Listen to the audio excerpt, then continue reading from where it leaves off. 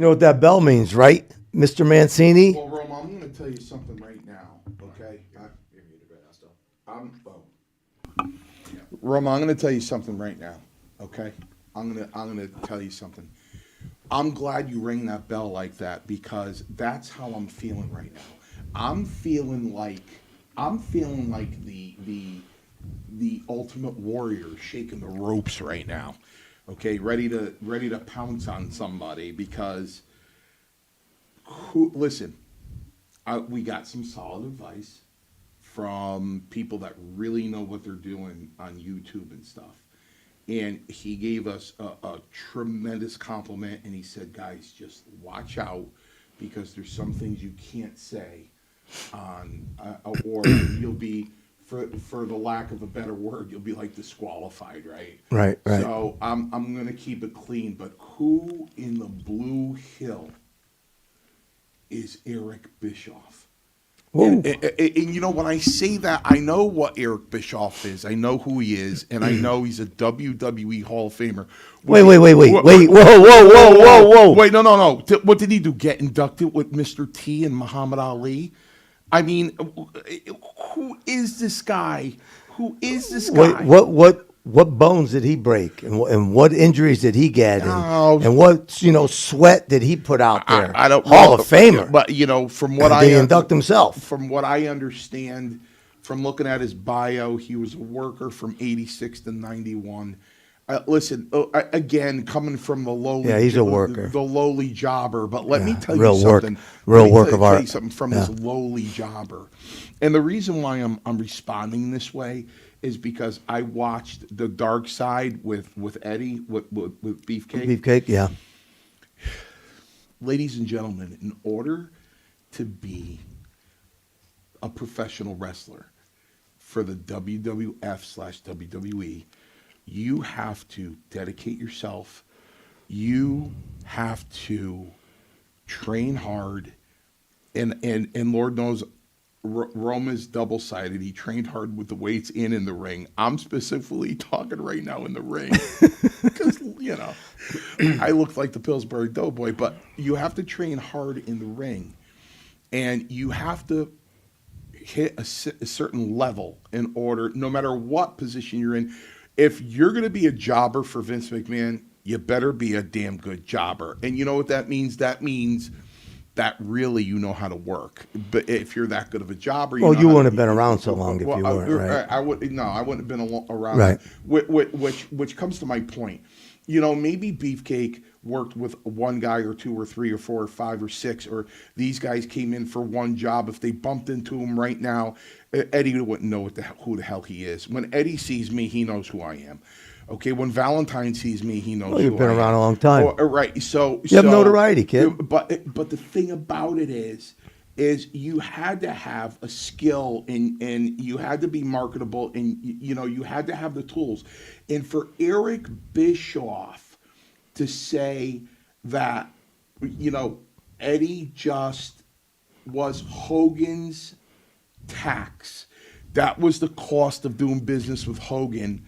You had to pay his tax, and his tax was Brutus Beefcake. Oh man, if I didn't care about throwing money out of the door, out of the window, I would have broke my TV. Who the hell is he to say that about Eddie, about Brutus like that? Who the hell is he to say that he's just a bag carrier for Hogan? Look, we all knew back in the day, Roma, 84, 85, 86, and we all knew that Eddie was Hogan's best friend. And we knew that Beefcake took some liberties. Every now and then somebody would go to Terry and go, "Hey man, I need to talk to you about Beefcake," and Terry would go, "What do you do now?" You know what I mean? And we all know that. But you know what? They were best friends. That's the way the business worked, ladies and gentlemen. Guess what? Beefcake came in not because he wasn't talented. He had a marketable gimmick. He was Brutus Beefcake. Yeah. As nobody had Roma's body in that dressing room, and I want you to look at old tapes and then come back to this podcast and tell me if one person had a body like Paul Roma. Well, in the same sense, Nobody had an ass like Beefcake's. That's why he was called Beefcake. That was his gimmick. You know what I mean? And you know what? I worked with him more than several times. I worked with him on singles. I worked with him and Valentine. And speaking of Valentine, if Valentine takes you in, listen, Greg Valentine, wrestling royalty, he had the opportunity to look at Vince and when they go, we're going to team you guys up, and him go, no, I'm not doing that. Right. He didn't. He took him in. He saw he had potential, and he taught him. Valentine was an expert technician in the ring, and his father was Johnny Valentine, for God's sakes. He was wrestling royalty. So and Greg doesn't listen. Hammer doesn't accept many people. Okay, he doesn't. He doesn't put himself out there. You say hi to him, he'll go. Right. But if he sits there and he talks to you, if he gives you a smile, then you're somebody to him. You know what I mean? And he took Beefcake in and taught him the business. How dare Eric Bischoff? He's saying, well, and he mentioned Beefcake like Brutus, and they beeped him out. Brutus, boop boop, Beefcake. I mean, really. Well, that's not all he touched on. A lot of what I saw him touching on was, him trying to put himself over of how he went and got these guys, which was just a complete and blatant lie. He didn't go out and get anybody. Okay, Vince released all the people that he took in because Vince had no use for these guys anymore. Me counting. So, he acted like, he was this genius. And he had all these angles. The only problem was everybody else that came into WCW was running the business. They were telling Bischoff what to do. That's why WCW went under.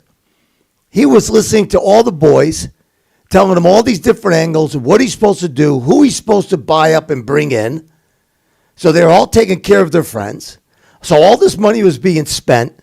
There was no ratings. The ratings were very low. And now what? You're taking credit because you're trying to remanufacture and said you did this and you did that on your own. The boys were calling the shots. Hogan was bringing in the nasty boys. He was bringing in, say, Beefcake or say Valentine or whoever he wanted to bring in. These are who they brought in just to get these guys paydays because they were done with the WWF. You were there. You should know. I know. And to listen to this shoot video that he supposedly, this interview that he was having, he was trying to make himself out to be like he was some genius. What he failed to acknowledge, whether he realized it in his mind or not, was that he could never keep up with the ratings with Vince because he kept listening to all these other guys that were just looking for paydays for them and their friends. That's all they were looking for. It was a free payday. Go talk to Eric Bischoff. I talked to him. Don't worry, you're going to get in. And Eric's talking about, paying these guys this or paying these guys that. They didn't strong arm him. They didn't have to strong arm him. He was ignorant to the business. He acted like he was the big honcho. He was running a monster corporation. But in one way he was. But in another way, he was a mark to everybody. They sold him a shitty bag of goods and he bought it. That's what they did. And now I listened to him patting himself on the back. Like, he had it going on and he had all these monster ratings. I was there. We watched the people. We watched the ratings come by. But again, he listened to too many of the boys. They worked him. Hogan admitted to working Bischoff. Telling Bischoff when he was in the office, oh, you should be in movies. You're a great looking guy. And Eric's eating it all up. And Hogan's telling us the story and everybody's laughing, at Eric Bischoff. The WCW to Eric Bischoff, his WCW was Vince McMahon's XFL. Okay, it was a failure, and I don't blame these guys because we know the boys. We know the We boys. know the boys. We don't blame these guys if they're out from Vince, and then there's I either go to WCW or do the independent circuit. Hell, I'm going to WCW. And if they're going aim it between the boys because there's loyalty and a brotherhood, they go, "Hey man, come here. They're gonna pay you a ton of money, man. It's Right. ridiculous. They're throwing money at us like crazy." Kind of like AEW. Oh, AEW's Yeah. got the lowest ratings ever. Again, I reached out to the owner and never heard back. He takes a chance. It's a win-win for him. Right off the rip, I could save him millions of dollars, and that's before bringing the ratings up. It's getting rid of the dead wood. That is the most important thing. But again, when you have money flowing through your hands, so much of it, and it's pretty much endless for the most part, what do you need me for? But that being said, going just real quick right back to, where you were, that's the boys, as you said, will always take care of the boys for the most part when you're friends, when you're buddies, and that's good. That's cool. But they will, for lack of a better word, they are the quickest to set up the biggest or the quickest Ponzi scheme going. Right? It's a scam. I'm going to bring my boy in. We're going to do this. They're going to do that. They're going to bring your ratings up. You'll see. And then Eric bites, sends him, gives him a contract, calls him in, whatever, and they're on the payroll.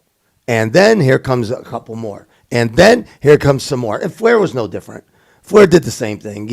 They were fighting. Him and Hogan were fighting, who had the biggest penis. And lack of a better word, they both failed. They were way past what people wanted to see. The Hogan Flair match was just years past.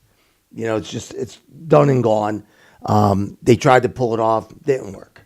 Just didn't happen. Didn't get the big payroll that they thought they were going to get to come and watch it. So, but anyway, It just really made me angry that again, when we were at the New England Pro Wrestling Hall of Fame, and Ralph had to open up his big mouth when I was in front of Hammer and Beefcake, and he's like, "Oh, boss, don't you have a story about Beefcake?" And I went, "No, Ralph, I don't." And now Missy's like, what story do you have, Mario? And Eddie's looking at me like this. Because he can't remember. I could see in Eddie's face, he's like, "Oh, no." right. What's coming out of your mouth? What's coming out of Mancini's mouth, right? Right. But and I told the story about his car breaking down when we were in a blizzard, and he had no headlights, and I guided him back to Stanford because he was sharing a condo with Hogan off exit 9, and then I thought we had bonded, right? And I'll say it again, he always offered to pay for my gas, and then the following week, I saw him in Poughkeepsie, and I walked up to him thinking we had this bond, and I was going to shake his hand, and I was like 10 feet away from him, and I made eye contact with him, and he went, and he walked away, and I went, "That son of a bitch just chinned me, man. I drove through a blizzard at 30 miles an hour just to get him home. He just chinned me." And I went up to Strongbow, and I said, "Where's Hogan? Where is he?" And he's around the corner in the room to the side, and his door was cracked, and I pushed it open, and Hogan looks at me, he goes, "What's up, Eminem?"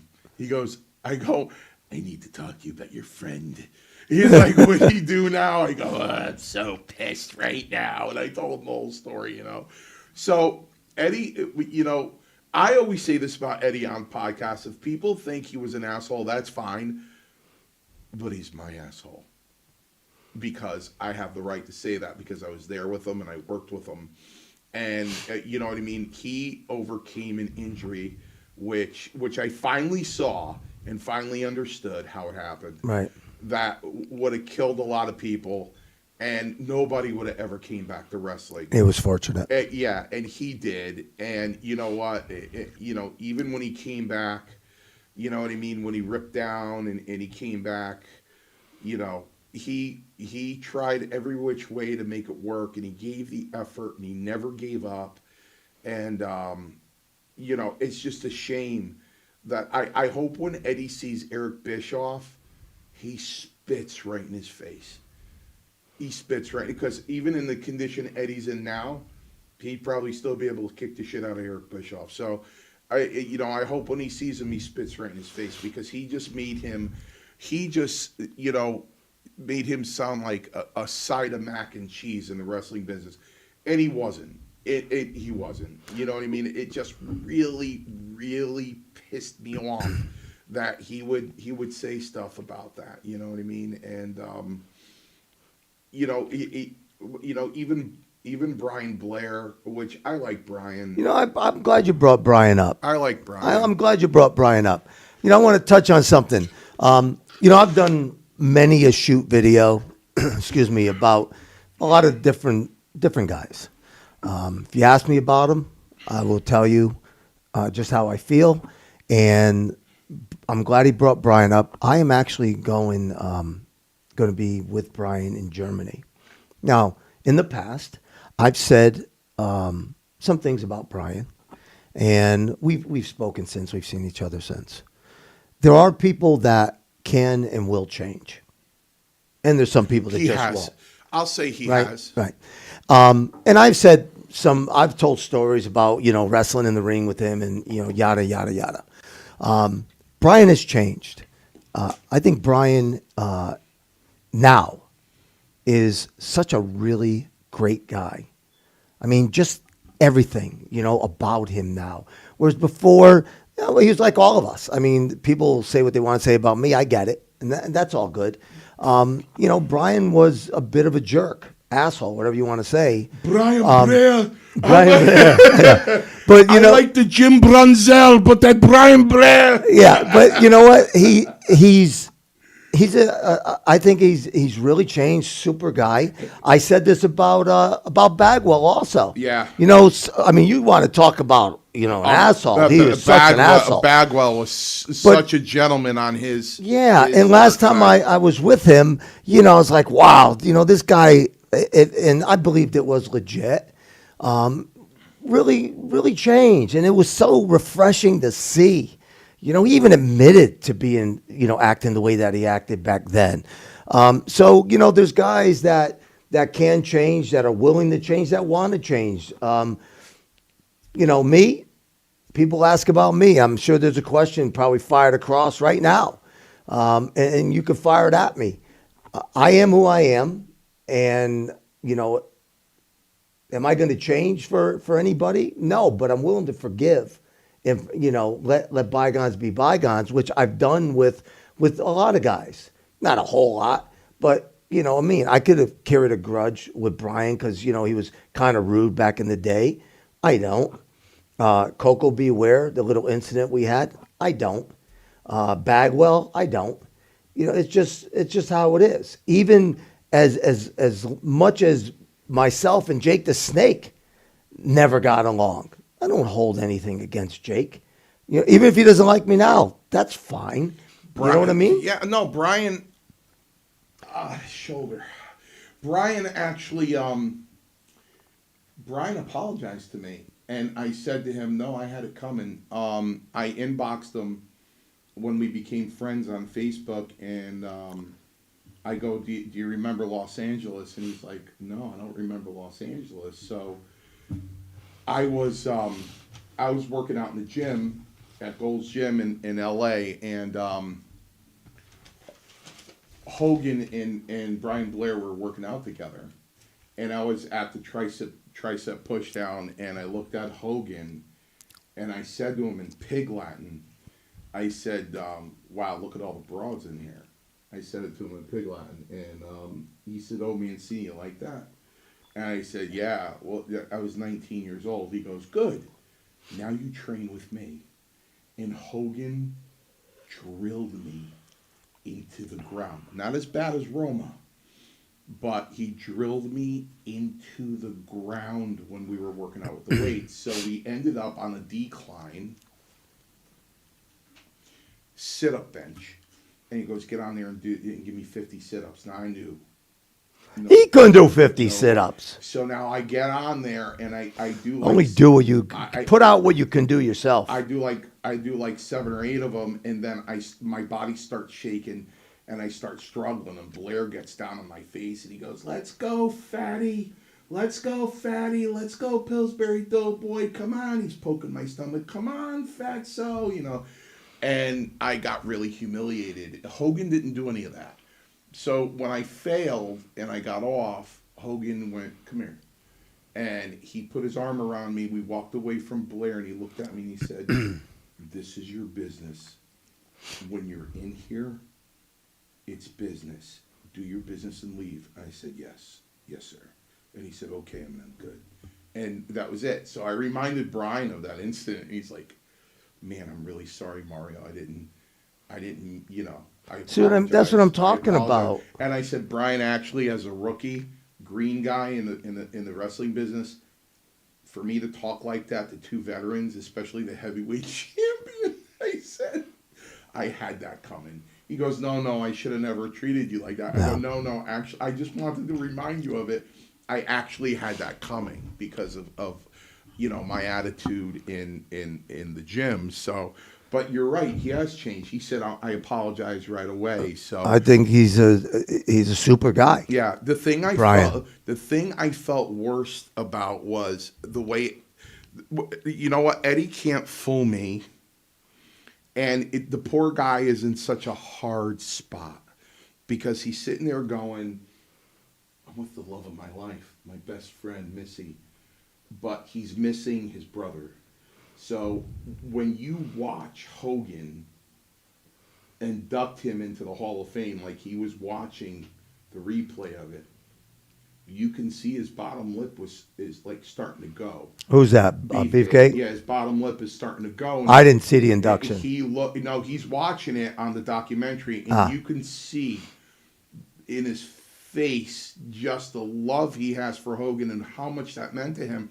And I know at that moment he's dying to pick up the phone and go, "Terry, but is he betraying his wife by doing that?" And he's caught in the middle of something really hard, man, really hard. But Eddie, listen to me. Listen to the jobber. You see Bischoff spit in his face because he was disrespectful to you, and we're from the 80s, man. They might be disrespectful today, but we live by the rules of back then. Every day of our lives, we live the wrestling business by those rules, not the new ones. Yeah, but listen, you know what? I agree with you. 100% I agree with you. But, today's day and age, you can't get away with it. You got to just leave it be. Somebody like Bischoff, even though I know him, that, I worked in that company with him, will he go and will he take it like a man? What's coming to him and maybe give it back? Or will he run and call the cops and have him arrested? Is it worth it? I don't think so. I don't think it's worth it. But that's just me. I mean, at the end of the day, that's just how I see it. You forgot something, man. Because, we jumped right into this. I should have rung the bell again because Mancini's Maniacs. Don't you ever forget Mancini's Maniacs. And Roma Nation, I know they're on the line. I don't know about your guys. You better start talking to some of your peeps out there, brother. Okay? Because Roma Nation is on track. I know Robert Bush is out there. I know Brian Massey. I know you're out there, man. PDD, that's right, DDD, PDD. I know you're out there. There's a lot of people out there. I can't name them all. Stephen Lee. I mean, come on, everybody's out there. I know John. there is one Mancini maniac watching right now. I know for sure, guaranteed. And you're gonna love this. Wait, did you pay that person? No, Okay, no, I just want to make sure you love didn't it. throw You're him gonna- a few bucks to get on, you are watch gonna you. love All right. this Mancini maniac. Go on. It is right up our alley. Okay. And You're going to give me a chance to guess who it is? No, you're never going to guess who it is. Never gonna guess who it It is. is my friend. You have a friend other than me. I do. Wow. It is This my- guy is really getting up in the world. It must be one of Maniacs. All right, what is it? Come It on. is my friend. Come on, cut to the chase. Stephen Massaro, Okay. I know. Vietnam vet. Okay. All right. There you go. Vietnam vet. Well, let's touch on that. Let's touch on that. Connecticut. You see that right there? They honored Vietnam veterans. Isn't that wonderful? Yeah, it's wonderful. It took them 51 years. 51 years to honor our veterans. And then they were on TV boasting like they did something so damn great. It took you 51 years to honor our veterans. It's going to take you 51 more years to, maybe Desert Storm veterans or Iraqi freedom or what? 51 years. That's a long time. It's insanity. It's absolutely insanity. Let me tell you something.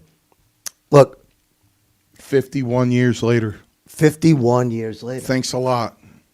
I mean, what took you so long? Seriously, 51 years. What, did you wait for all the Vietnam veterans to pass away? Is that what you were waiting for? But what, you were going to hand something out? Maybe you didn't have to hand so much out after that? I don't get it. 51 years. I just don't get it. 51 years ago, man, was 1973. When you join the Corps, you're willing to die for something bigger than you. I mean, that's what it comes down to. I mean, any part. Army, Navy, Air Force, Marines, you get the Coast Guard called in. I mean, this is what you're talking about. It shouldn't take 51 years. Just, somebody missed the boat on this. God forgive me. I'm so sorry. I'll pay more attention. I'll write it down, although I'm in the bathroom in the morning getting ready for work. But I listen to Tucker Carlson every morning while I'm getting ready for work, and he's had this woman on. I'm so sorry. I didn't recall her name. But she was former FBI, and she said today, I want the general public to understand our military and our police. They're not doing it for the money. They actually want to serve. And I think that's what a lot of people forget. Oh, why'd you join the Army? Oh, I want to go to college. No, they do it because they want to serve and protect. They want to serve other people. Listen, when the night before I graduated, and the dean went absolutely berserk when I said this. The night before I graduated law school, there's a chat room for the law school, and the dean came in and said, if you become a lawyer, what's that mean to you? And everybody started chiming in, going, to zealously represent a client, to defend the innocent, and they all started giving different answers. And when I went across the auditorium to get my Juris Doctor, and he handed it to me and hugged me, he whispered in my ear, he goes, man, did I love what you put last night. I said, I meant it. So for me, and this is the way the military and our police feel, I said in that chat room, to become a lawyer means walking amongst a sea of people on their backs. And it's our job to bend down and pick them up, dust them off, and say, how can I help you? And you know what? When somebody joins the military, they're saying to us, don't tread on us because I'm going to go fight for us. Don't dare tread on the United States of America because I'm joining the military to make sure I defend it. And when you look at the police and you look at a police car on the side of the highway and you're going 80 and you slam your brakes to get back down to 60 and you go, oh man, all you see is that evil guy chasing after you to give you a ticket. Right. But you know what? That guy saying, listen, I'm here in the event there's a car accident and I can get to you quick in an ambulance, we could save your life. And you broke the law. Right. And another thing is the police officers are like, listen, I'm here in case somebody invades your house. Right. I'm going to come and I'm going to try to protect you. Or if I see somebody loitering that's a drug dealer in your neighborhood, I'm going to go out after them and get them. And I'm going to frisk them. I'm going to do a Terry frisk and pat them down and see if I can find anything on them to protect you. You know what I mean? So as they say, and they say the same thing about lawyers, you want to avoid them until you need one. Then you don't want to avoid them until you need one. So Well spoken. It's like, you know, so all of the 51 years, the Vietnam War was horrible. I mean, absolutely. I heard, you know what? I have a brother-in-law that was in the Vietnam War. Mike won't talk to me about the Vietnam War. My father, you want to hear something really, really interesting? I'm his son. All my father would talk to me about when he saw it on TV, and he'd say, see that? That's BS. What you see on TV right now in this movie, it's BS. But when he would get with Mike Roma, Yeah. he would go into detail about World War II and what he saw and what he went through. Never talked to me about it, but would talk to Mike about it. Well, wait, you know, you mentioned something I thought really touched on our veterans. You said what you had said to your professor, right? So they're face down basically, these people, and you're walking on their backs, right? And then you reach down and lift them up. Well, for the longest time, you know, the Vietnam vets were walked all over. Yeah. Right? Baby killers. Oh, all kinds the of, worst, the yeah. absolute worst. Right. And it's taken all this time to finally, you know, get the respect that they deserve, because they deserve a lot of respect. It wasn't them that said, hey, I want to go to Vietnam and I'm going to fight. It was our country who sent them there. First responders, right there. Not only that, Roma, imagine not agreeing with what they didn't call a war for a long time. They call it the Vietnam conflict. So imagine you being there, you sitting there, and you don't believe in what we're doing and interfering there, and then you go to the mail and you got drafted. Right. And you don't want to go, but you don't want to be a draft dodger to your country. Right. So you have to go, and you go. You're going to fight something you don't even believe in. And that's what a lot of these guys do, because there was a draft. They had no choice. They had no choice. No.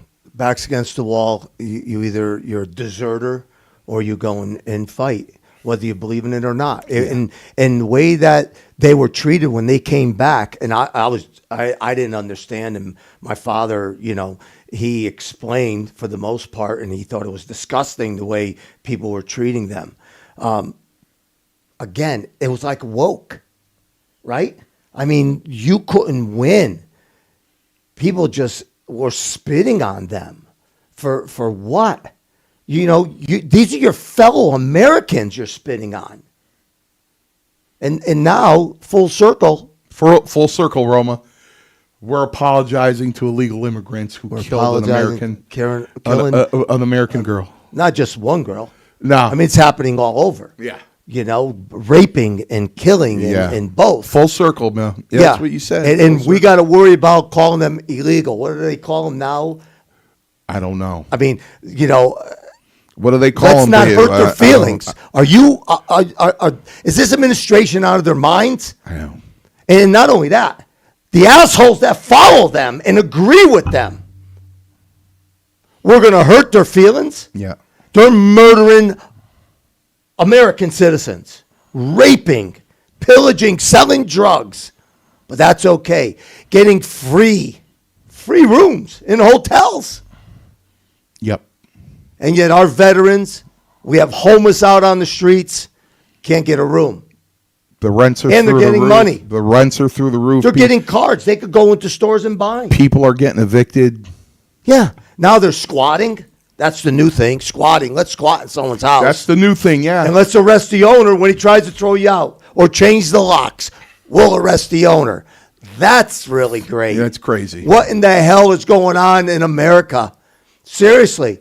When are the people going to stand up for what's right and stand up when, you know, they talk? I've heard this yet again. Okay, yet again. Oh, mega, they're mega, they're nuts, they're mega, they're this. We got to squash mega. What is wrong with you people? Squashing your own American people, your own blood. Whether they fought for this country or they didn't fight, but they believe in this country. Think about who is turning on you. Just think about that. Who, when you say something and they turn on you, what is wrong with you? You're turning on your fellow American. For what reason? Because they don't agree with you? They have a right to disagree. That's what's so great about this country. And that's what you're forgetting. So your opinion counts, right? But my opinion doesn't. Well, listen, right? You're squashing my opinion. It's not coming down to that anymore because they're trying to train everybody to think one way. And by the way, Roma, I want you to, next time I see it, I'm gonna screenshot it and send it to you. You're not gonna believe this because you have discussed this with me several times. So again, I'm listening I'm watching Tucker Carlson and really listening to it on YouTube.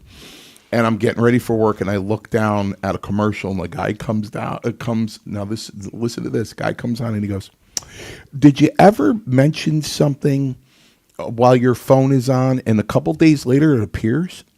Well, that's Big Brother. And we have a program that prevents that." And I'm like, oh my God.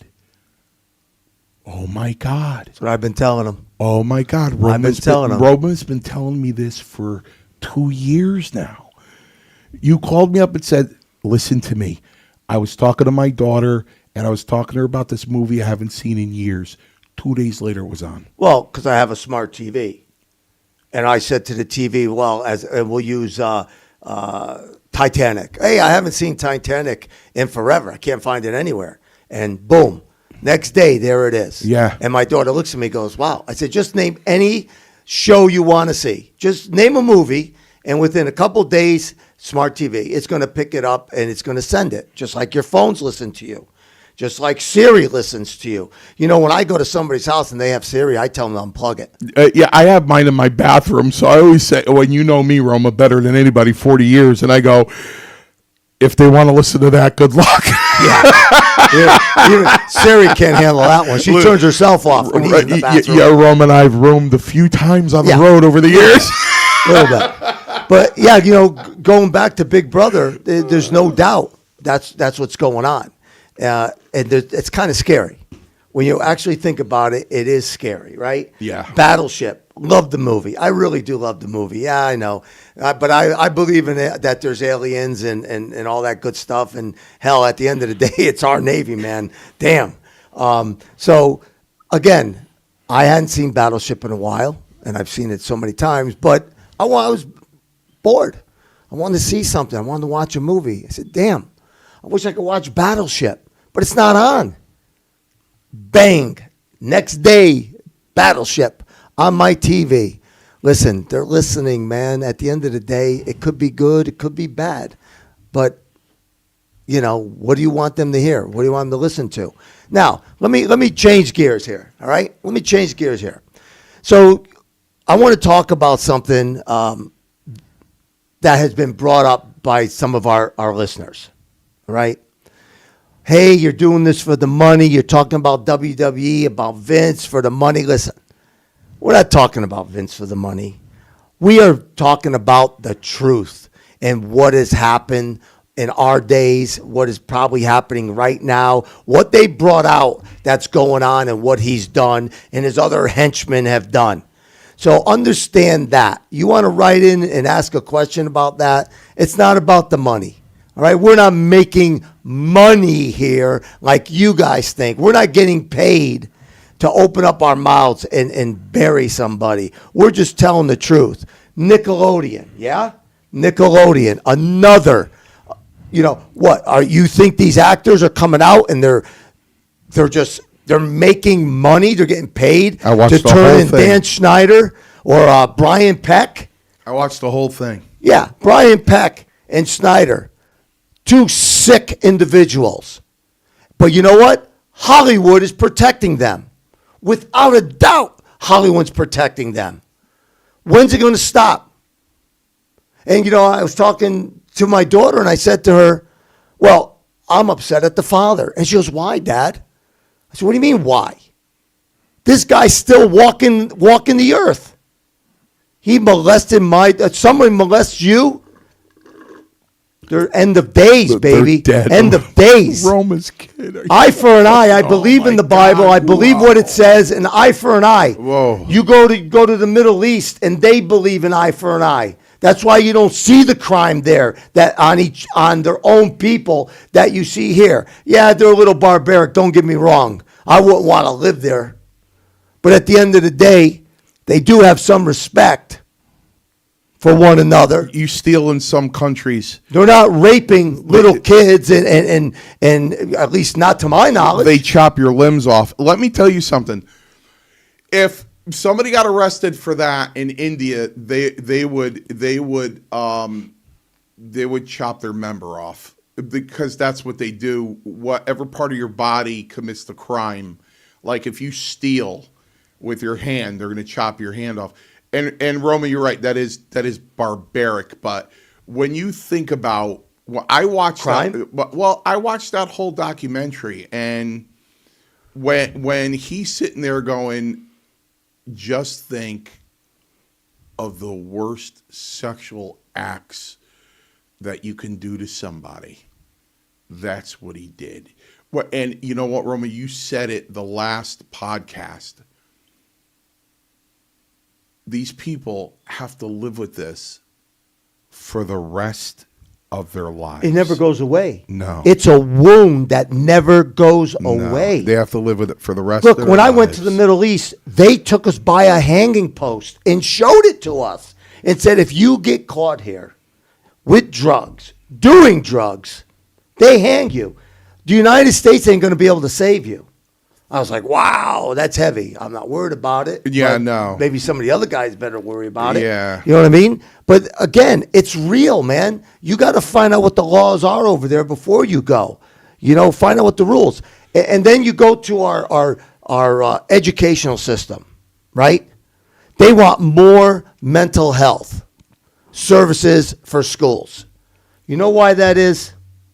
Because mom and dad are so damn busy making money, they don't have enough time for their kids. They don't know what their kids are doing. Get out of my hair. Go, as long as they're being quiet, as long as I don't see them, and maybe I see, they come home at night, or, hey, they're in their room. Yeah, they're in their room loading guns, building bombs, whatever the case may be, looking to go and attack some school.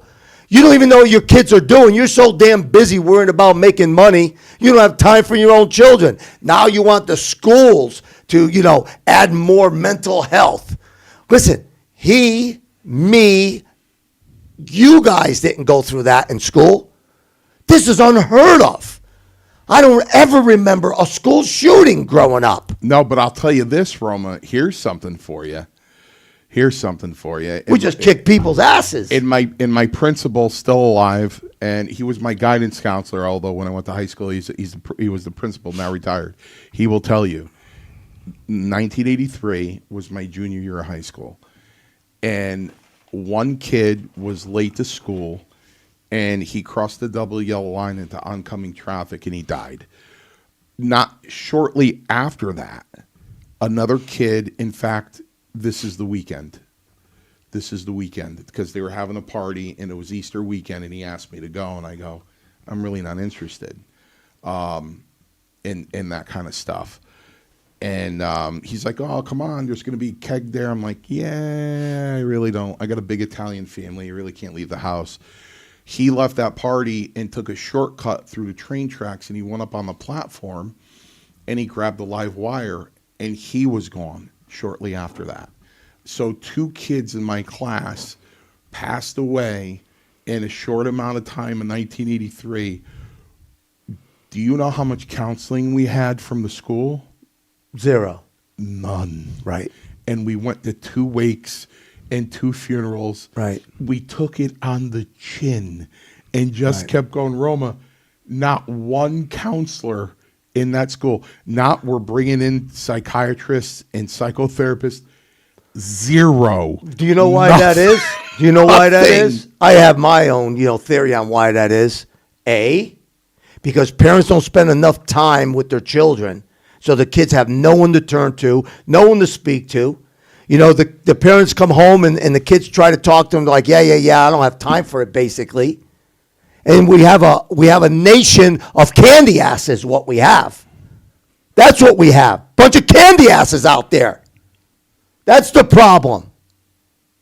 Counseling? You need counseling? You talk to your friend. You know, one of the biggest jokes comedy is you go to your local barbershop, you talk to the barber, everybody airs it out, and then good. You don't need therapy anymore. Pretty much the way it was back then. You know what I mean? You talk to somebody, your friends, your buddies. You get over it. My friend, God love him, you know, he always wanted to be a singer. And this kid couldn't find his way around the block. I swear to God, he couldn't find his way around the block. He drove out to California in 1 week. We all, none of us believed it. None of his friends believed it. Like I said, he got lost going around the block. That's legit. He got murdered in California. Oh. And we took it hard. Closed casket, which made it even worse for us because we couldn't see him again. And took it hard. We all took it hard. But none of us went to counseling. None of us went to get mental health. Our mental health was amongst each other. That's what it was. You know, in my household, it was tough love. You were brought up with tough love, and you know what? It's a good thing. These pansies today.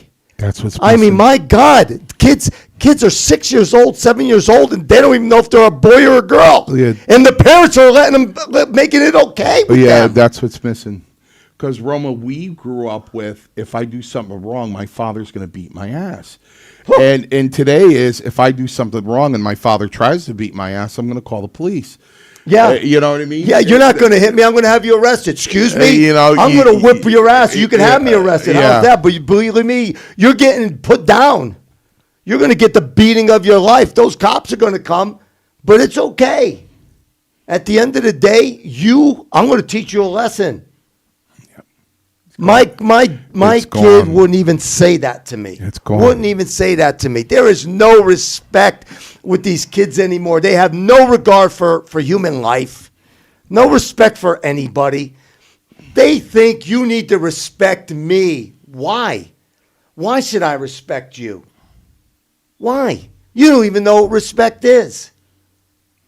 You know, you were mad at the father. I'm mad at the mother because the father, when this kid got manipulated and the mother took over his managing, the father handed everything over to his ex-wife and Correct. looked her in the face and said, do not ever leave him alone. But that's what my daughter said. Why aren't you mad at the mother? That's what she asked me. And I said, because as the man of the house, even though he didn't live there, they were divorced, as the father, he should have went and whooped that guy's ass. Didn't have to kill him, but beat him 3 seconds from death and show him what his son is going to suffer every day from this point on because of what you did to him. That's just my own belief. I mean, that's me. Listen, he didn't get much punishment either. The mother can't beat him up. You know what I'm saying? From what I understand, he's writing for Disney. And yeah, I think he spent 16 months in jail. 16 really? months, yeah. 16 months? 16 You've months. been abusing this poor kid for how long? Yep. So if nothing else, you know what I mean? Again, I just don't see it, people. I just don't see it. And a lot of you could disagree, and you're at liberty to do that. But you know what? You're not going to win this battle with me, this argument. It's just not going to happen. Now, let's switch gears yet again. One more thing. See if we can squeeze this all in. Plus questions. Sean Diddy Combs. Oh! Baby! Woo! This guy makes Vince McMahon look like a choir boy from what I'm understanding. God. And not only that, all of his people are speaking out against him. Wow. People that have firsthand, right on in his house knowledge. And now I guess he's throwing his girlfriend or wife or whoever she is under the bus, putting all the heat on her that she was moving in narcotics and stuff like that. His life is done. I'll tell you what. His money's gone. You think we're doing this for the money, when right? his money's gone, he is gone. Gone. I can't. I just don't get it. I just don't understand this trafficking women, little boys, whatever it is, both. I just don't understand it. What is the thrill, man? where's society gone? You know, you got that thing, whatever it is, that, you know, first jumped on for Budweiser. Budweiser lost their ass in stocks and dumped that person real quick. And then, you know, they tried to bring the horses back to save their asses, which they did for the most part. But there's some celebrities that jumped out. Kid Rock was one of them, which all kudos to you, baby. I dug what you were doing, shooting their cans up. Great stuff. But again, you know, where's the country gone? You know, kids not knowing what their identity is because parents aren't there to show. The father's not there to show them what a man is.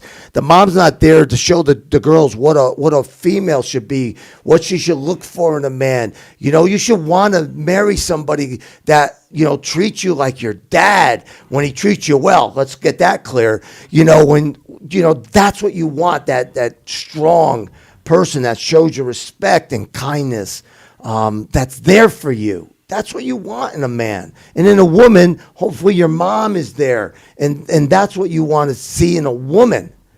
It's just not there anymore. The kids don't know. They don't have that upbringing anymore. Not everybody, but a lot of these kids. That's why they're so screwed up.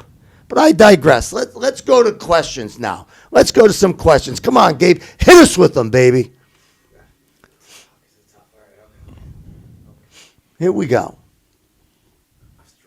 I'll repeat it. Go on. Rumor that Mario Mancini's coming out of retirement. Can I get it? Wow, rumor that Mario Mancini's coming out of retirement. How are you going to respond to that, Mario? Listen, I am, as a favor to Jack Kilby, I am going to wrestle on June 29th in a 6-man tag team match. Now, Well, where's it at? it's in Canada. So here, Does it really count? here, well, You're out of the state? out of the I don't country, know. out of the country. Out of the country, I should Well, say, sorry. here's the thing. Okay. As we always speak the truth on Hey Roma, it's a 6-man tag team for a reason because I'm going to be in the ring all 3 minutes, and my partners will do all the rest of the work. Yeah, I don't know about that. If I got something to say about Mama. Roma's going to be there too, but Mama didn't. I'm going to talk to those other guys. Mama didn't so you raise know. no fools. No, Roma does that all the time. He ribs me all the. You have no idea what I've endured in the ring because of Roma. Because he talks to the person I'm working with, and all of a sudden I get stiffed, and I look over, and Roma's got his hands on his knees, going and then the guy's picking me up from the hair, going, "I'm sorry, Roma. Roma told me to do that," and I'm still trying to look out at Roma because Roma told me to do it. It's good stuff. It's Yeah, good good stuff. stuff. What else you got there, big guy? Did Uncle Elmer ever try to sell one of you guys a fake Rolex? Valentine's Day. Uncle that was Elmer. his gimmick. Did Uncle Elmer ever try to sell us a fake Rolex? Not me. Valentine's Day was a gimmick of his. Not me either. You know, I heard about him trying to sell them, but, you know, you're in a locker room. It passes so fast. Everybody knows that they're garbage. So, yeah, no. Paul, how was Brian Pillman to work with in WCW? How was he tough Bri- as nails, as they say? How was Brian Pillman to work with in WCW? Great question. In the very, very, very beginning, when I first came into WCW, Stone Cold and Brian were a little stiff with me. And not when we got into the locker room, I addressed it. And just to say that it was a pleasure to work with them after it was addressed. So, no, Brian was, you know, after that one match, he was testing the waters. Steve, too, I get it. You know, hey, welcome in, new guy. You know what I mean? So I get it. But, no, it was all good after Yeah, that. wrong guy.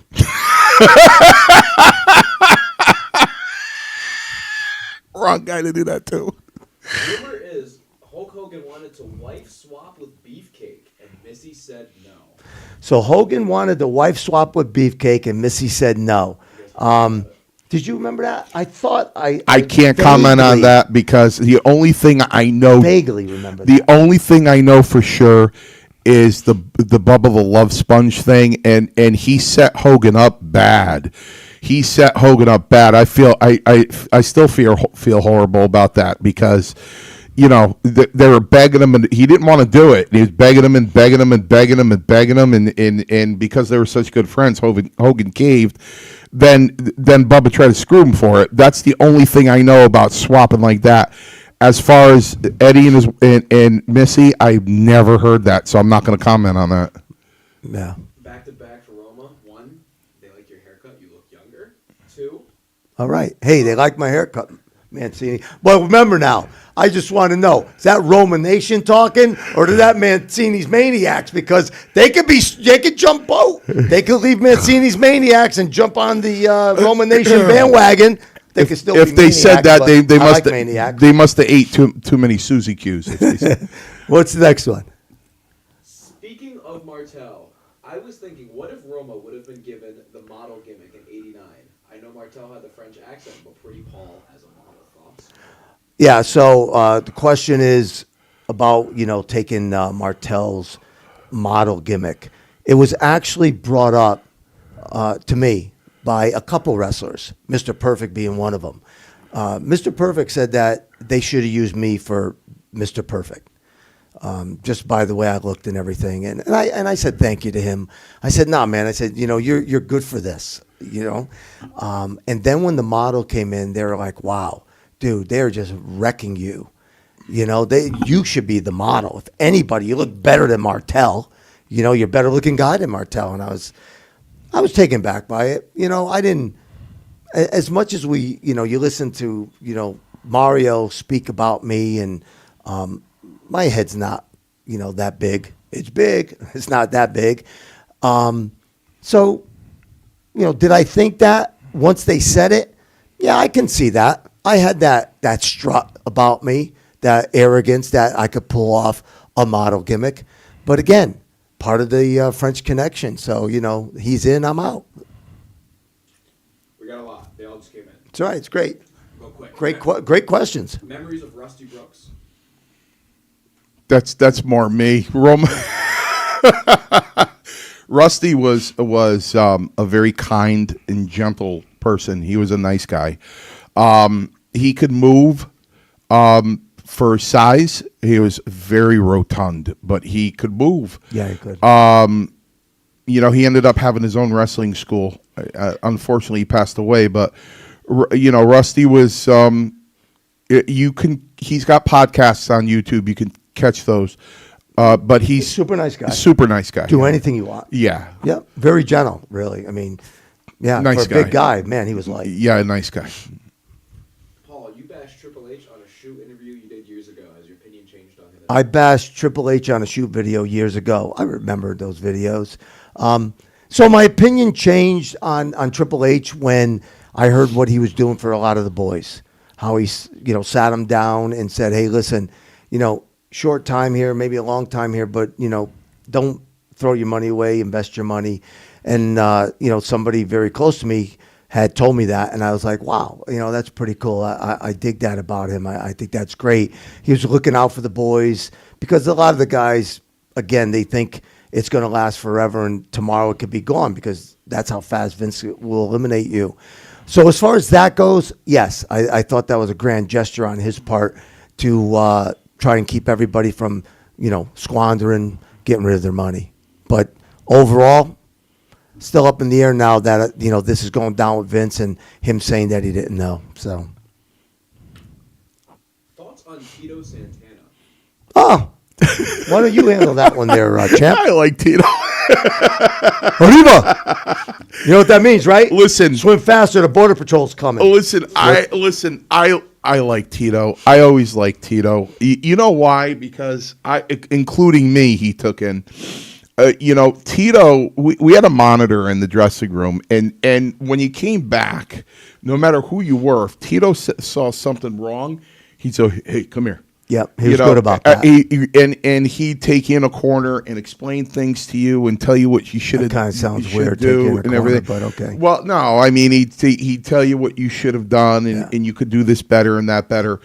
And I always had a lot of respect for Tito because he was in the wrestling business, but he was a wrestler and a true athlete and a former NFL football player. And yes, Tito's an athlete. He was a true true authentic athlete. Right. And he took the wrestling business seriously. And I like seeing Tito today because I told him, I said, you know, he's like the closest thing to Strongbow that I have. You know what I mean? Because Chief is. Yeah, he's Mexican. Strongbow was Indian. I Indian. get it. No. Listen, let me tell you something. Listen. I've said things about Tito. I like Tito. I like I Tito. do. When I see Tito, you know, handshake and a hug, I like Tito. When I started out, you know, he screwed with me when I traveled with him. He doesn't think I remember that. And, you know, whether it was, you know, real or what we call, you know, a shoot, which is real, or it was a work just to give me a hard time. He was a dick, all right? A bit of a dickhead. But, you know, again, now I see him. It's all hugs. Everything is good. All forgiven. You know, again, it's the past, man. I don't carry it with me. You know what I'm saying? Listen, we got a lot of questions. Well, coming in. listen, I'll put it to you this way, guys. He's worked for Paradise Alley Pro Wrestling, and Paul Roma is the booker for Paradise Alley Pro Wrestling. So obviously, all is forgiven because I don't do the booking. He does. No, So- it's all good with Tito. It's all good. Listen, again, it's all good with these guys. Yeah. You know, if I have a grudge, I'll let you know who I have a grudge with. What do you got? Paul, what's your memory of filming the WWF Toyota commercial in Australia? What's my memory of filming the Toyota commercial? in Australia. Yeah, so the commercial actually wasn't filmed in Australia. It was for the Australian market. It was filmed in California. Actually filmed where they filmed in the arena where they filmed the Rocky Balboa fight. Little tidbit of information there. A lot of fun. Had a great time. Great experience. So glad I did it. Who's a better dancer, Dusty Rhodes, the American Dream, or Akeem, the African Dream? Wow. I got to go with Dusty. Dusty's my boy, man. Dusty, the American Dream. Don't ask him. He doesn't know how to dance anyway. I know how to salsa. I know how to dance. This question's for Mario. Oh, here you go, Mario. Time to answer the call. I got it. What is your favorite candy bar? Obviously, it's apparent to me now that this person is the first time you're watching this podcast. And if that is from Scott Wilder, I'm not sure. But Who else would it be from? I'm guessing that it's from Scott Wilder. And Scott Wilder knows damn well that my favorite candy bar is a Snickers. I was just going to ring the bell, man. I was just about to play the drums. A Snickers bar. Snickers That's right. bar. And Scott, you know that because, you know, you're on the road with him and you bought him a Snickers bar. He's just a disturber, man. Yeah, he is. Yeah. Yeah. I hope you feel better, by the way. Yeah. Not really. But anyway, Paul, who was an underrated tag team you had to work with? who was an WWF? underrated tag team we had to work with in WWF? Wow. Underrated tag team. I can't recall any. You know, I mean, underrated. No, I think they were all where they should have been. How well did you guys get along with the Ultimate Warrior? You got a lot of heat from other wrestlers. That's an interesting question. How? Wait a minute. Say that again. How well did you? How well did we get along with the Ultimate Warrior? Because he had a lot of heat from other wrestlers. Yep. You want to answer that? I'll answer it after you. Well, you can answer it after me if you want, because I actually have an interesting story about that. So I met Jimmy in Texas, and that was the first time he was there, by the way, Roma, was in Texas. And for some reason he like was standing with me, and we were talking and everything, and I looked at him and I said, "Wow, you're enormous. Absolutely enormous." And at that point, he was still the Dingo Warrior, right? Yeah. I like it. Let's go with it. Didn't happen yet. So, Yeah. so I said, listen to me. This is a true story. I said, listen to me. When you go out there, don't sell anything. That's not the way it is here. I said, don't sell anything. I said, if the jobber tries to hit you, it's like a flea and just crush him. Don't sell anything. So he goes out there and the jobber hits him in the stomach, and he didn't sell it, but he registered it. So which means, people, that he bent over when he got punched, but didn't necessarily go like this. So he comes back from his match, And he comes back over and stands with me and looks at me and he goes, "How was that?" And before I can say anything to him, I think this was like 87 or whatever. So before I could say anything, Pat Patterson is sprinting toward us, sprinting. And he's going, "Hey, hey, hey." He probably thought you were trying to pick him up for a date. And Eddie and Jimmy turns around and Pat goes, "Hey," and Pat gets him and he goes, "Hey, don't sell anything when you go out there. Don't sell nothing. Don't sell anything." And Pat walked away and Jimmy looked at me and went, I go, Right. You told you. Yeah.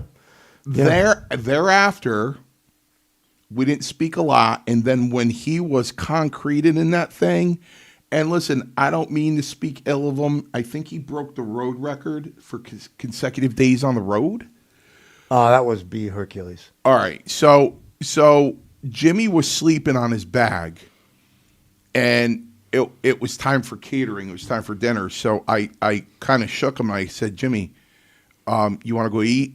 And he kind of mumbled, and I went, "Jimmy, you want to go eat?" And his foot went up to kick me, and I went, "I guess he doesn't want to eat."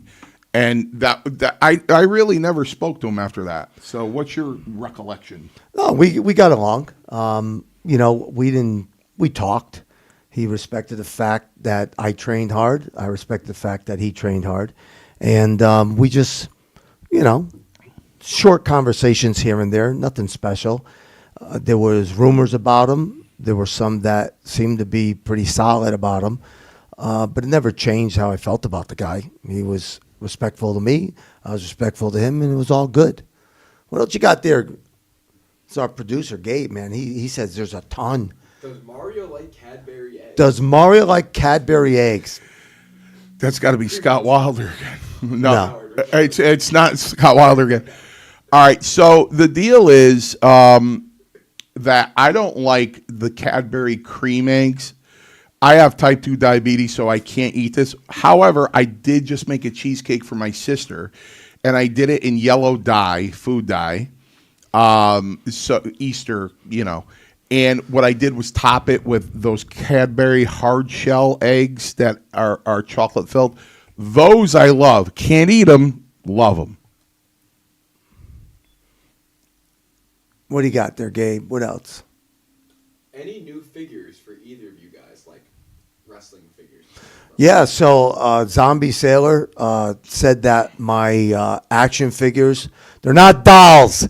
Action figures are now shipping, so they should be here shortly. I hope so. It's been a couple years now, and people have been asking, so she'll be out soon. And as far as my action figure, I asked Zombie Sailor to make one of me, and he said, "Well, Mario, we can make your head and then take body parts from other figures and Frankenstein one together." You could have had my body, didn't want it. What are you going to do? You hear that, Emma? Frankenstein one together.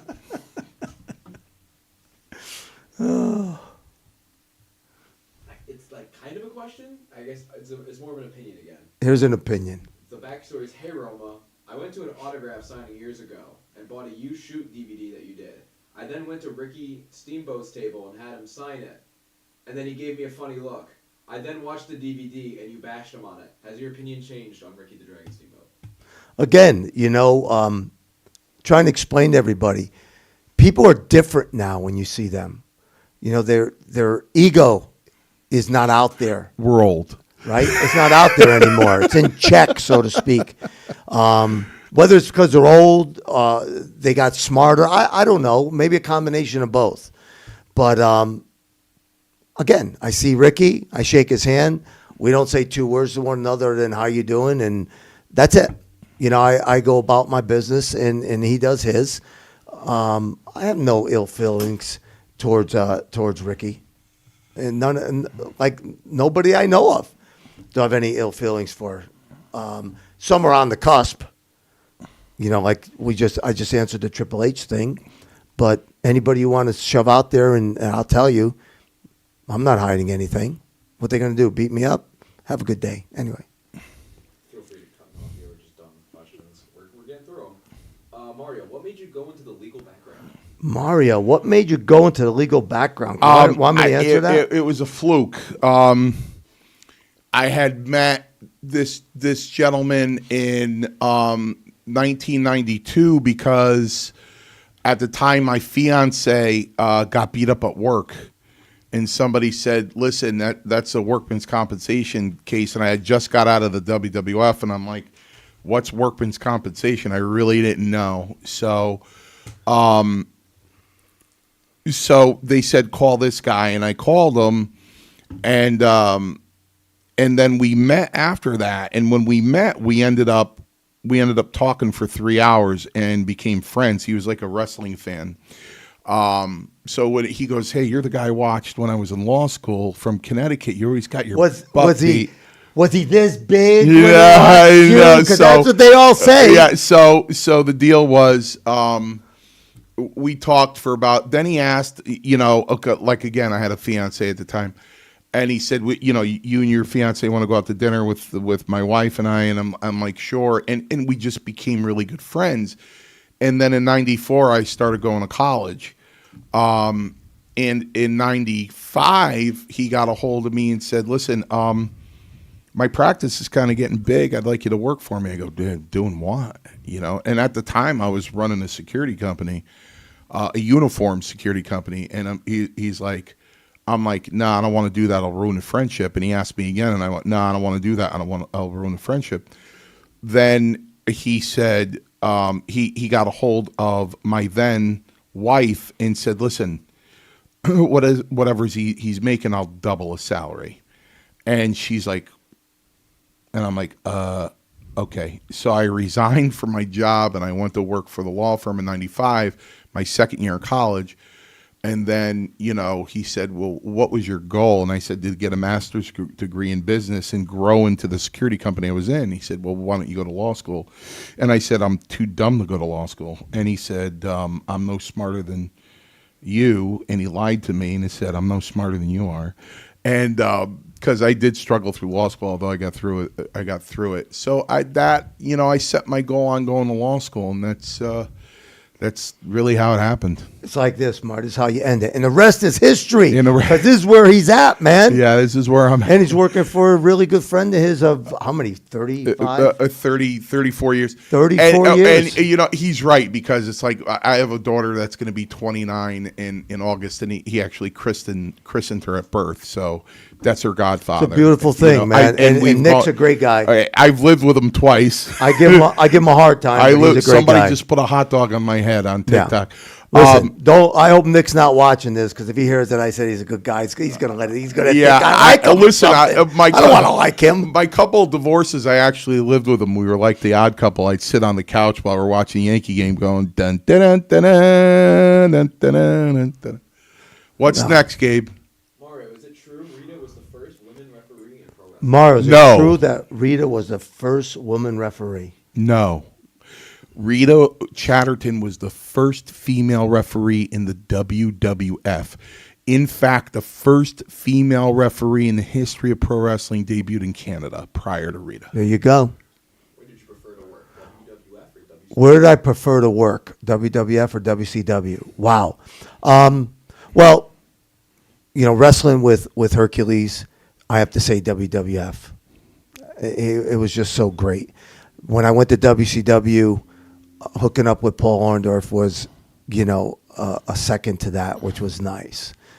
There was less stress in the WCW locker room than there was a WWF locker room. So, best the way I can answer that. Was Paul around the night that Sid and Arn stabbed each other? Was Paul around the night Sid and Arn stabbed each other? Well, Sid actually stabbed Arn. And, yeah, I believe Paul was there. And I believe Paul pulled pulled Sid off Arn, screamed at him, and that's when, I guess he was he was in a state of being a nut, and when he screamed at him and jerked him off him, that's when, that didn't sound right. That's when Sid ran back into his room. Yeah, that's kind of crazy. I wasn't there on that trip. I wish I had been. Mario. Mario. Goo Goo clusters, you like them? Google clusters. You should ask me that question. Of course he likes Google clusters. You know what? That question. all He's right. a diabetic. All right. Loves them. Listen, somebody's doing their homework. Somebody's doing. It's gotta be Scott. Somebody's doing Yeah. their homework. So yeah, I do like Google clusters. Yeah. Homemade in Tennessee, although available at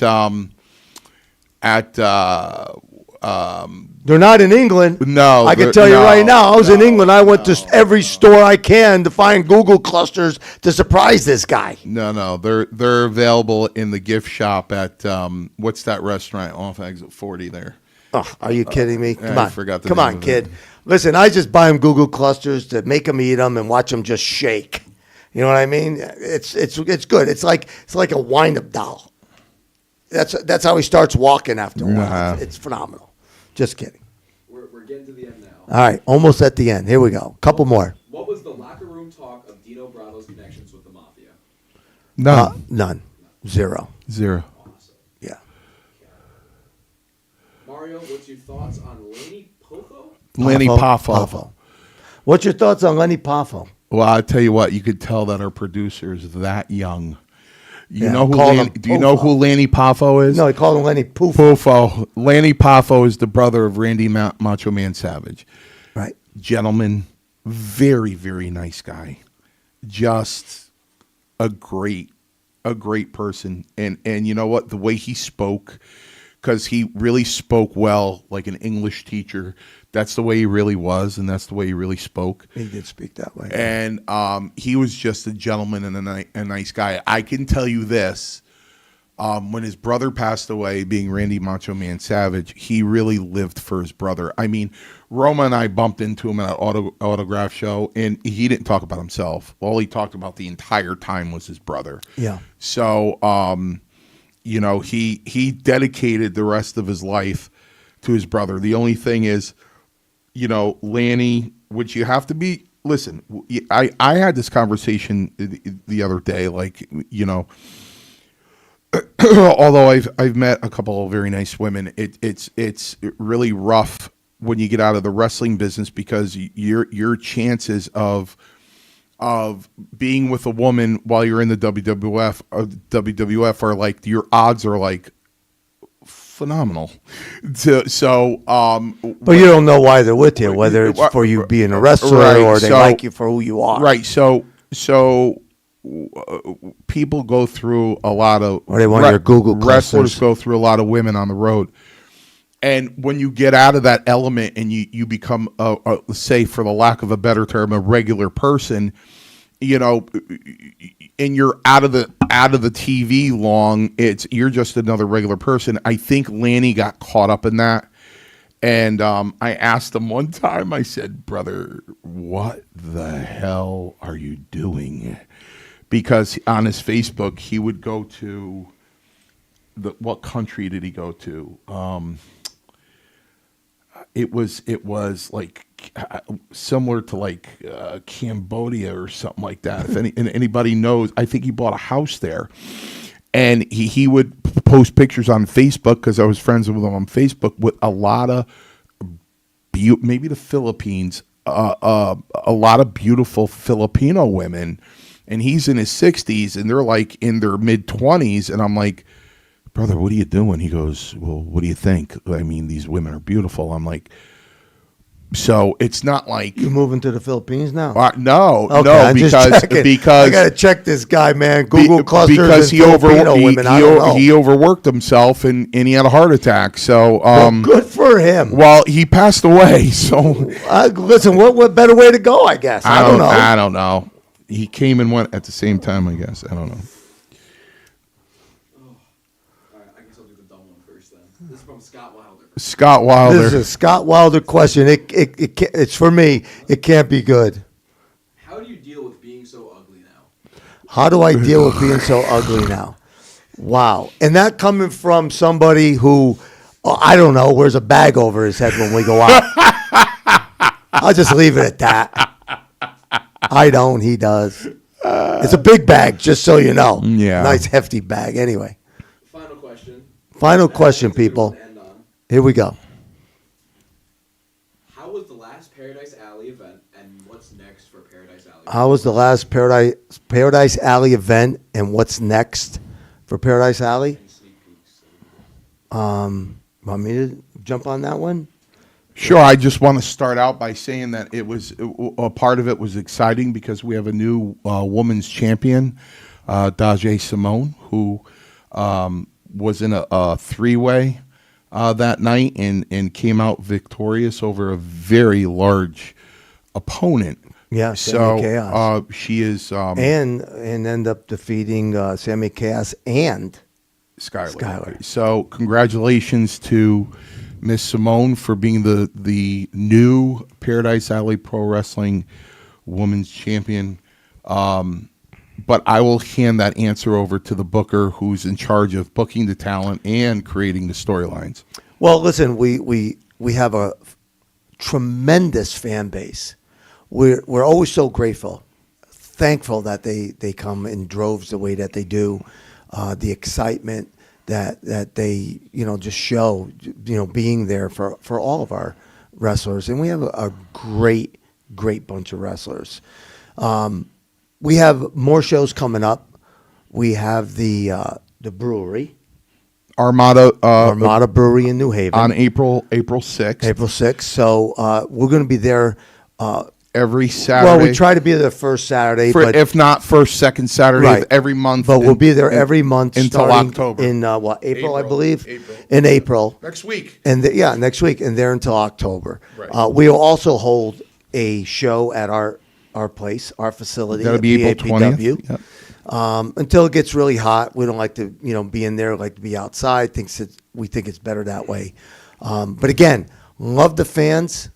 Can't thank you enough. You're really what makes it all happen for PAPW. Absolutely. And the students that we have, they're phenomenal students. Absolutely. You're going to see these people. You're going to see them all over. They're all over now, a lot of them. But they're wrestling everywhere in the United States and outside the United States and Canada. So, again, we thank you so much. Glad that, you all watch, and you're making this happen. And I'm going to let my Mancini here, with the Maniacs. You want to throw Stephen Lee's famous line out there now? Where in the world is? That's right. Where in the world is? If we could listen, Stephen Lee's not hard to get a hold of. He's Steve Lee on Facebook. If you are a veteran, or if you served in the military and you're wondering where John or Bill or Rick or Phil is, or Alice or Betty or whoever that you were very close to in the military, but after you got out of the military, you lost contact. Where in the world is to unite our military. And in case nobody knows the first place where to look, get a hold of Steve Lee on Facebook. Like Roma says, in the future, we will have a phone number. We will have guests. I know, guys, it's frustrating. We keep saying we're going to have guests on here, but we will. What I'd like to do probably to make it happen faster is have a guest here, kind of take my chair and have, Roma with them. And when their interview is over, I'll just come back in. We could fit him in. Listen, John, again, a police officer. We wanted to bring him on. Right. Something came up. It's unfortunate that it came up. But we'll get people on here. We're going to fulfill what people asked us to fulfill, and we will do that. But in the meantime, again, we are happy, glad that you all join us. Let me just do this. Hey, Roma. That's exactly what the show is about. You call in, you write in. Ask Hey Roma. I got Mario Mancini here. We are Hey Roma Deep. We don't avoid anything. We don't speak around it. We speak directly to you. You're going to hear it whether you like it or not from both of us. So, with that being said, next Friday, I hope everybody who celebrates, Roma does, I do, have a very safe and happy Easter. I'd like to leave what you started with because it'll bother me if I leave this out. Damn, Eric Bischoff takes one of the, if not the greatest wrestler that ever entered the ring. And how did he debut? Bret Hart as a guest referee. This a was guest the referee. brain that they were working with. Okay, Right. enough said. Happy Easter. Stay safe. Yep. Happy Good Friday. Happy Good Friday, and good. Don't forget to think about and ponder what Good Friday is and what it means to all of us. And Say your prayers, man. How thankful we are, and we'll see you guys next From Friday. Mancini's Maniacs and Roman Nation. Roman Nation. Listen, hey Roma. We'll see y'all next week. Next week. Thanks for coming.